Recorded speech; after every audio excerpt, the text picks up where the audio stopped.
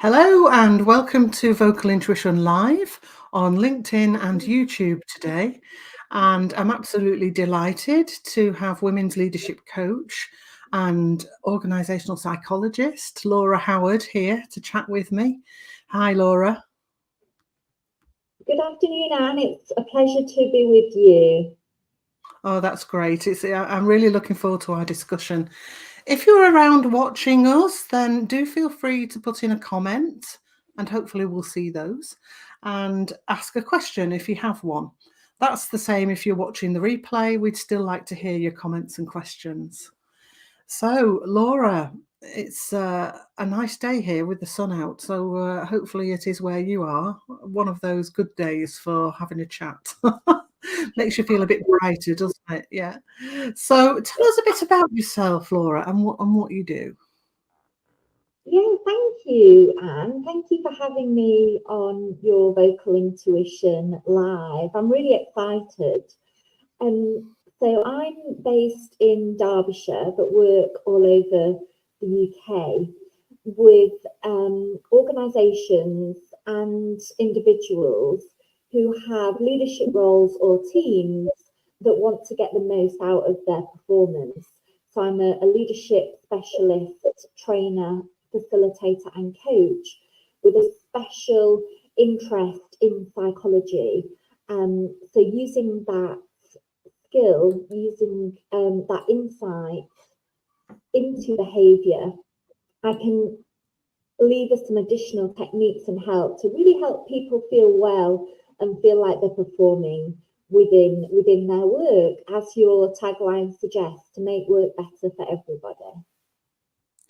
Yes, well, I mean, it's your tagline really, because I lifted it from something that you'd written, but I really loved it. Making work for everyone. Because sometimes our work doesn't work, does it? And especially if there's friction or difficulties between members of a team. And so tell us also, how did you come to be doing that, Laura? What led you to doing that? Give us a bit of background to that. Of course. So I've had a long career in several organisations, and through that time, I've seen a lot of teams that are really well-meaning, that have an interest in the jobs that they're doing, but just something prevents them from reaching that limitless potential that each of us have. Whether that's been they've not understood their real motivators and drivers about why they're in that job, whether they're in the wrong career perhaps and need some steer, or just that they're not getting the support and the interest from the line manager that they need to really propel their performance. So science tells us, that work is actually really good for us. It helps us physically and psychologically stay fit and healthy. So my desire in my business is to see a world where everybody has the opportunity to be in work and a career that inspires them, where they can fulfill their greatest potential. So it was that motivation that encouraged me to go and requalify in organisational psychology, where I could really truly study and understand what makes each of us unique in the workplace, and therefore what limitless potential we can have to contribute to work with the right catalyst. So that's what I'm aiming to be now, is a catalyst to support others to fulfill what they want to do in their work through my range of services and expertise. I love that. I love the idea of a catalyst. So making things go faster without interfering too much. That's my definition of catalyst from my ex-chemistry days. Yes. So it makes things go faster and better without getting without getting involved in the reaction, basically, is what a catalyst does. So there you go. That's going back a long way, in another lifetime, before I got interested in voice. But I absolutely agree with you. Very often the line management is so important. And it's good if we have a good manager or a good team leader who really understands their team and what makes them tick and is open to listening to that. Because no matter, I suppose, how keen the team are, without that leadership, then they're all at sea a little bit, aren't they? They can't achieve what they want to achieve. Have you ever had any situations, obviously without naming names or anything, but where the line manager doesn't really go along and it's difficult to get that communication working? Yeah, absolutely. Because what we study as psychologists is we can often look at personality, for example, because personality, it remains constant, often, not always, within each of us. So when I say constant, it's rarely wildly changeable.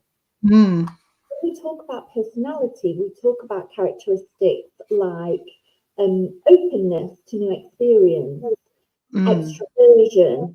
We talk about how agreeable someone is to different methods and modes of doing work, so how open they are, like we said at the start. So because we each operate on a spectrum of those behaviours, that's often where misunderstandings can present. Because Yes.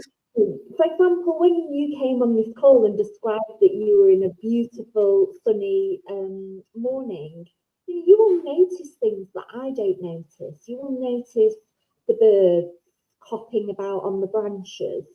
You might notice a ploughing field in the distance, whereas I might notice other animals or other features like the clouds, for example. And this is what we're talking about across organisations, because each and every one of us is unique and will therefore know different features of a project, different features of behaviour. And this is often where misunderstanding and conflicts arise. So the more that we can generate understanding, and we can use techniques like goal setting or managing performance, or other communication techniques across business, then the more that we can get alignment of a team pulling in the same direction. You know, a team isn't homogeneous, but they are complementary. So these are the sorts of tools and terms that I introduce to managers and leaders, often for the first time, and start. You know, if you think about the boat race, like the Cambridge and Oxford boat race, you know, that wouldn't succeed unless they were all unified in their same goal. You know, they trained together, they had that discipline. And a lot of business psychology actually originates from sports psychology. So it's no coincidence that I'm sharing some of these analogies and metaphors here when I talk to you on this live, but also my clients, about getting better outcomes from their teams by using some simple principles. Absolutely, literally all pulling together. with the Cambridge boats, yeah. And that's fascinating, because you have quite a lot in common with me, from the point of view that I also work with people to help them to get along in their teams from the communication point of view, and have worked in several companies now with a colleague of mine to actually put those ideas across.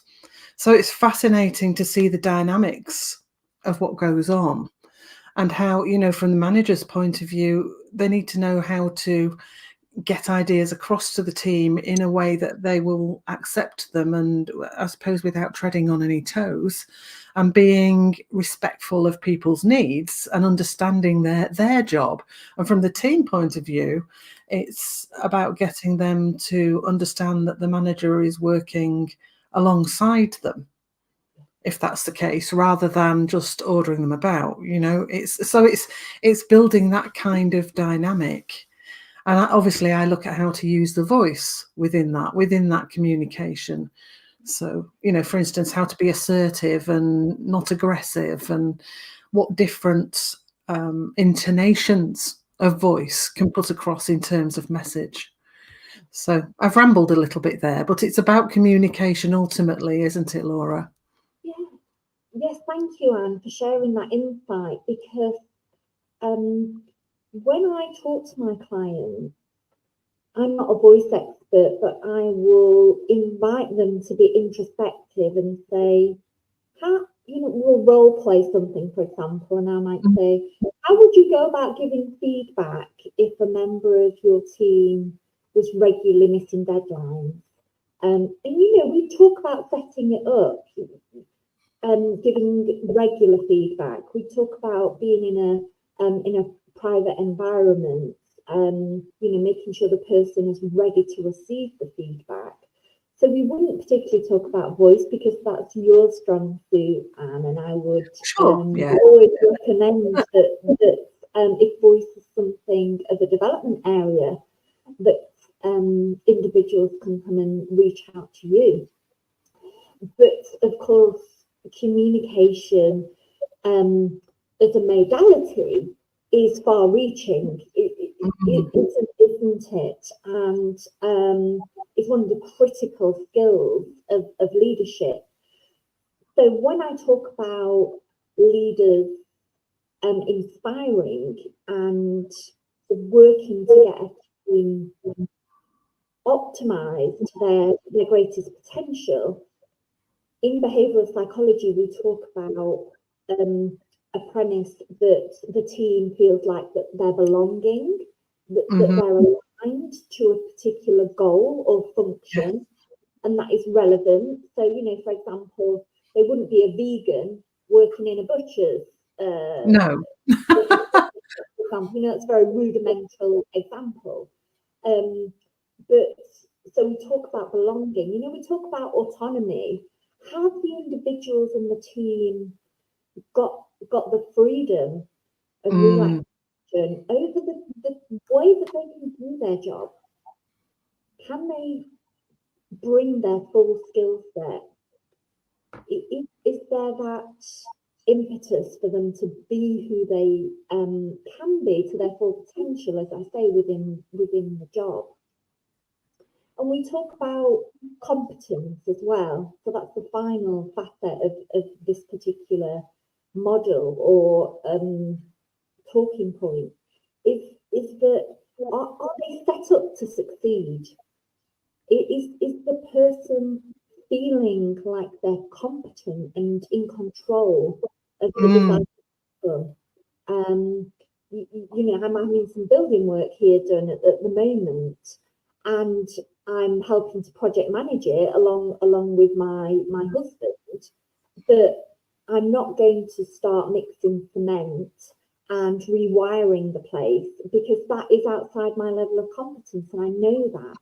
So I'm absolutely additional skills to get that project through the finish line. So yes, absolutely, communication and leadership are interwoven. You cannot separate them in my view. No. And helping people to actually, I suppose, perform according to their values, or more specifically to the values of the company. If the company has clear values, do you find that helps you with your work? Because values are something I look at a lot in helping people, if you like, to show up as they really want to show up in the work that they're doing. Yeah, absolutely. But values are very important in the type of work that we both do, Anne, because some of my clients at the moment that I'm working with, some senior women execs, they want to make an impact in their work. Now, when we look at that more closely to really understand what impact means to them, it might be, for example, to support a charitable foundation, for instance.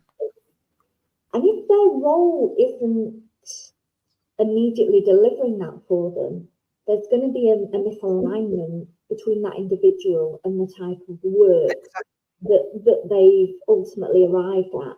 So these are some of the conversations and points of investigation that I make it clear to talk about with my clients, because otherwise anything that you try and do as a consultant or a coach, as you know, Anne, will merely be a sticking plaster to that person in that job, because there isn't a fit amongst the two. Yeah, there has to be that alignment, doesn't there, between those values and what's happening.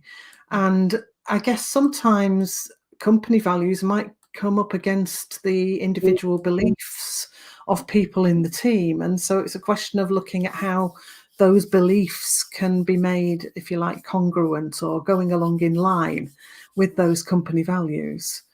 So to my mind, that's where we get stuck in life, is where our beliefs don't match up to whatever values we're trying to show up in. And that creates a bit of a problem, a dichotomy, if you like. Yeah, it does. And you can do that for a short amount of time. So imagine if there's a crisis or an emergency situation, look at how we as a nation and as a globe operated during the pandemic, for example. So you can misalign for a short period. So, for example, I love delivering face-to-face. As you and I know, we've chatted extensively because we did. As we were recently. Different energy, totally different energy, isn't it? It's where I do my best work. But of course, in 2020 and 2021, by necessity, you and I couldn't work face-to-face. And therefore, we weren't living our true intrinsic values and worth through our work. And for a short time, that was okay, because that's what we as a nation were doing to follow the rules, to keep everybody safe, as we were told. But coming out of that, I've really enjoyed getting back to face and talking to people, because that's very much how I can connect with people and help them. And that's part of my values. So I need it as well.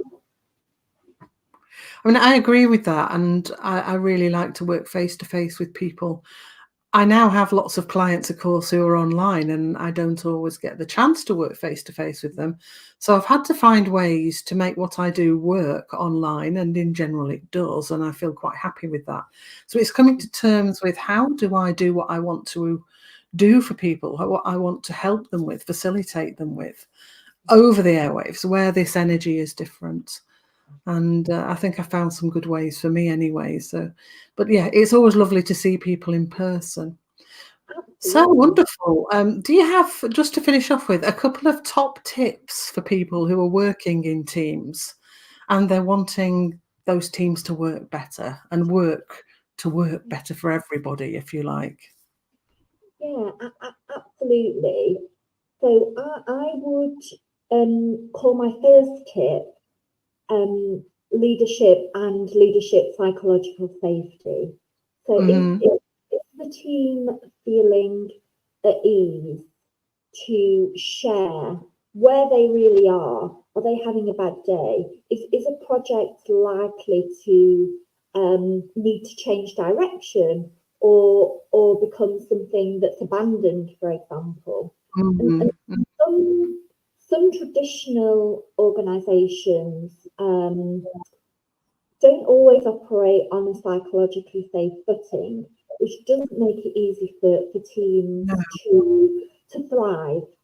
So looking at the psychologically safe principles, where leaders can be vulnerable, open, honest, and transparent, and role model those similar behaviours to get the team to that same point, that is my number one tip.